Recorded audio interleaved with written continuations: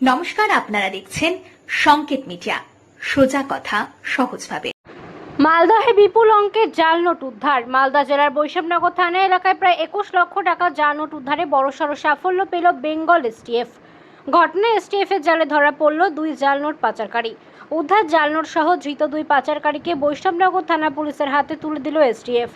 জানা গেছে, ধৃত 2 জাল নোট পাচারকারীর মধ্যে একজনের নাম হযরত বিলাল ওরফে মাসুদ, বয়স 24 বছর, বাড়ি বৈষ্ণবনগর থানা এলাকায়, এবং অপর পাচারকারীর নাম তরিকুল ইসলাম, বয়স 25 বছর, বাড়ি কালিয়াচক থানা এলাকায়।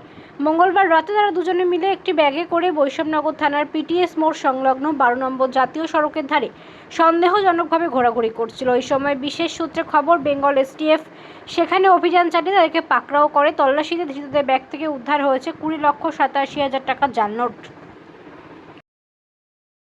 Subscribe our channel. Press the bell icon.